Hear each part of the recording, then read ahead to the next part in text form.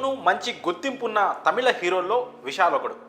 తెలుగులో ఆయనకు మంచి సూపర్ హిట్ చిత్రాలున్నాయి. పందెం కోడి, పొగరు, భరణి, పూజా వంటి సూపర్ హిట్ సినిమాలతో మంచి క్రేజ్ సంపాదించుకున్నాడు విశాల్. ఆయన నటించిన చివరి సినిమా మార్క్ ఆంటోనీ. విశాల్ కెరియర్లోనే బిగ్గెస్ట్ హిట్గా నిలిచింది ఈ సినిమా. అయితే ఆ సినిమా తర్వాత విశాల్ బయట పెద్దగా కనిపించలేదు.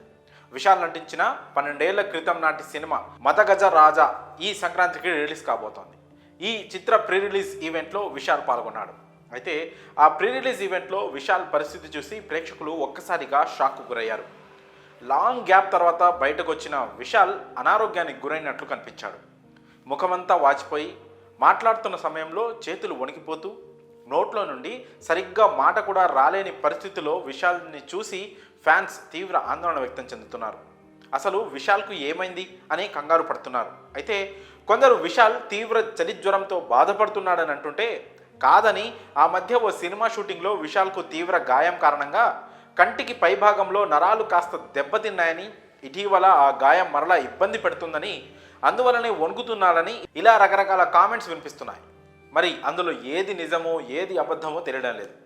అసలు ఇంతకీ విశాల్ అనారోగ్యానికి కారణం ఏంటనే దానిపై విశాలే స్వయంగా స్పందిస్తే కానీ తెలియదు. ఎంతో ఫిట్గా ఉంటూ సినిమాల్లో చాలా స్టంట్స్ సొంతంగా చేసే విశాల్ ఇలా వణుకుతూ మాట్లాడడం చూసి చాలామంది ఆందోళన వ్యక్తం చేస్తున్నారు. ఏది ఏమైనా విశాల్ను ఇలా చూడడం బాధ కలిగిస్తోందని సోషల్ మీడియాలో సినిమా అభిమానులు కూడా పేర్కొంటున్నారు. విశాల్ త్వరగా కోలుకొని తిరిగి సినిమాల్లో నటించాలని ప్రార్థిస్తున్నారు. మరి విశాల్ అనారోగ్య పరిస్థితిపై మీ అభిప్రాయాలను కామెంట్స్ రూపంలో తెలియజేయండి.